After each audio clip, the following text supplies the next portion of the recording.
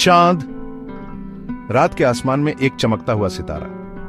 जब से इंसान दुनिया में आया है, हम इसकी चांदनी को देखते आ रहे हैं और हमारे मन में इसके लिए कौतूहल और अचंभा बना हुआ है। इस दुनिया में जो कुछ भी बदल रहा है, चांद हमेशा बना हुआ है। ये रोशनी का एक सोर्स है, टाइम बताने वाला है और हमारे सपनों का एक कैनवास है। हर संस्कृति में, हर समय में चांद हमारे दिल और दिमाग में एक खास जगह रखता है। इसने कई कहानियों और मिथकों को जन्म दिया है।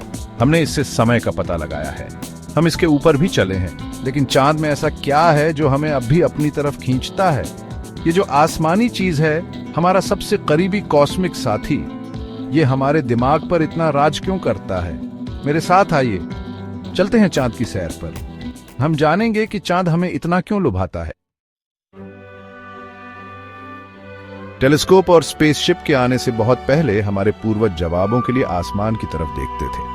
चांद अपने बदलते रूप के साथ समय बताने वाला बन गया। पुराने जमाने के लोग चांद के हिसाब से कैलेंडर बनाते थे और उसके घटने बढ़ने से समय का पता लगाते थे। लेकिन चांद सिर्फ एक कैलेंडर नहीं था, ये कहानियों और मिथकों का भी एक सोर्स था। पुराने लोग चांद के गड्ढों और धब्बों के बारे में कहानियां बनाते थे। वे उनमें देवी देवता, जादुई जीव और अपने पूर्वजों के चेहरे भी देखते थे। ये कहानियां पीढ़ी दर पीढ़ी चली आ रही हैं और इन्होंने इंसानों को ब्रह्मांड से जोड़ा है। ये हमें याद दिलाती हैं कि हम किसी बहुत बड़ी चीज का हिस्सा हैं।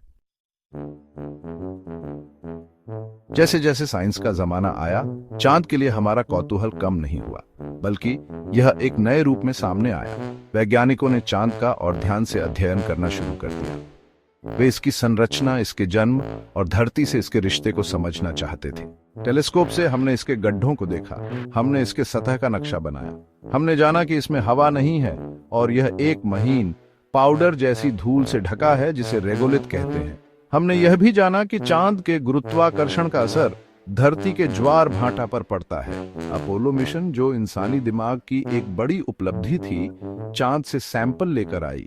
इन चट्टानों और धूल ने चांद के बनने के बारे में जानकारी दी। हमने जाना कि चांद शायद अरबों साल पहले धरती और मंगल ग्रह के आकार के एक पिंड के बीच हुई टक्कर से निकले मलबे से बना है। साइंस के अलावा चांद का मानव संस्कृति पर गहरा असर पड़ा है। यह सदियों से कलाकारों, कवियों और संगीतकारों के लिए प्रेरणा रहा है। इसकी खूबसूरत चांदनी ने पेंटिंग से लेकर सिम्फनी तक कई कलाकृतियों को जन्म दिया है। साहित्य में चांद रोमांस, रहस्य और समय के प्रतीक के रूप में इस्तेमाल किया गया है।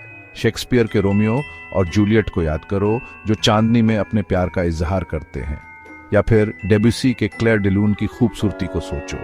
चांद हमारी अपनी क्षमता की भी याद दिलाता है। ये इंसान की खोज करने, सीमाओं से आगे बढ़ने और सितारों तक पहुंचने की इच्छा का प्रतीक है। 20 जुलाई 1969 को पूरी दुनिया ने अपनी सांसें रोक ली। नील आर्मस्ट्रांग ने चांद पर अपना पहला कदम रखा और ये यादगार शब्द कहे, "That's one small step for man, one giant leap for mankind." Apollo 11 mission मानव इतिहास का एक महत्वपूर्ण क्षण था। यह एक दशक के वैज्ञानिक प्रयास और राष्ट्रीय गौरव का परिणाम था। इसने हमें दिखाया कि अगर हम बड़े सपने देखने की हिम्मत करें तो कुछ भी मुमकिन है। अंतरिक्ष यात्रियों की चांद पर चलने की तस्वीरों ने दुनिया को मोहित कर लिया और हमारे अंदर के अचंभे को जगा दिया। अपोलो मिशन वैज्ञानिक जानकारी का खजाना लेकर आए, लेकिन शायद इससे भी ज्यादा महत्वपूर्ण बात यह है कि उन्होंने आने वाली पीढ़ियों को रात के आसमान को नए सिरे से देखने के लिए प्रेरित किया। भाग 6, अन्वेषण का एक नया युग, चांद पर वापसी। अपोलो का युग खत्म हो सकता है, लेकिन चांद की हमारी यात्रा अभी खत्म नहीं हुई है। हम चंद्र अन्वेषण के एक नए युग में प्रवेश कर रहे हैं, जो अंतर्राष्ट्रीय सहयोग और तकनीकी प्रगति से प्रेरित है। दुनिया भर की अंतरिक्ष एजेंसियां निजी कंपनियों के साथ एक बार फिर चांद पर अपनी नजरें गड़ाए हुए हैं। वे इसके संसाधनों का अध्ययन करने, चंद्र बेस बनाने और यहां तक कि मंगल ग्रह के भविष्य के मिशनों के लिए तकनीकों का परीक्षण करने के लिए नए मिशनों की योजना बना रहे हैं। चांद में यह नई रुचि केवल वैज्ञानिक खोज के बारे में नहीं है, यह हमारे भविष्य को सुरक्षित करने के बारे में है। चांद में विशाल संसाधन हैं जिनका उपयोग पृथ्वी और उसके बाहर जीवन को बनाए रखने के लिए किया जा सकता है। यह हमारे सौरमंडल के आगे अन्वेषण के लिए एक कदम है। भाग 7 भविष्य अब है, एक चंद्र विरासत का निर्माण। एक ऐसे भविष्य की कल्पना करो जहां इंसान चांद पर रहते और काम करते हैं। एक ऐसा भविष्य जहां हम पृथ्वी के लिए स्वच्छ ऊर्जा बनाने के लिए इसके संसाधनों का खनन करते हैं। एक ऐसा भविष्य जहां चांद, मंगल और उससे आगे के मिशनों के लिए लॉन्च पैड के रूप में कार्य करता है। यह साइंस फिक्शन जैसा लग सकता है, लेकिन यह हमारी सोच से ज्यादा करीब है। हम नई तकनीकें विकसित कर रहे हैं, जैसे 3D प्रिंटिंग और रोबोटिक्स, जो चांद पर स्थायी घर बनाने को संभव बनाएंगी। हम यह भी सीख रहे हैं कि अंतरिक्ष में भोजन कैसे उगाया जाए, जो चांद पर स्थायी मानव उपस्थिति स्थापित करने की दिशा में एक महत्वपूर्ण कदम है। यह सिर्फ अन्वेषण के बारे में नहीं है, यह हमारी प्रजातियों के अस्तित्व और समृद्धि को सुनिश्चित करने के बारे में है। भाग 8 क्षितिज से परे, एक सीढ़ी के रूप में चांद।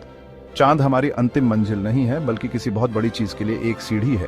चांद पर अपनी उपस्थिति स्थापित करके हम एक बहुग्रहीय प्रजाति बनने की दिशा में पहला कदम उठा रहे हैं। चंद्र अन्वेषण के लिए हम जो तकनीकें विकसित करते हैं, वे मंगल और उससे आगे के मिशनों का मार्ग प्रशस्त करेंगे। चांद नए अंतरिक्ष यान, जीवन समर्थन प्रणाली और संसाधन उपयोग तकनीकों के लिए परीक्षण मैदान के रूप में काम कर सकता है। पृथ्वी से बाहर निकलकर हम न केवल अपनी जिज्ञासा को संतुष्ट कर रहे हैं, हम मानवता के दीर्घकालिक अस्तित्व को सुनिश्चित कर रहे हैं। हम ब्रह्मांड और उसमें अपने स्थान के बारे में अपने ज्ञान का विस्तार कर रहे हैं।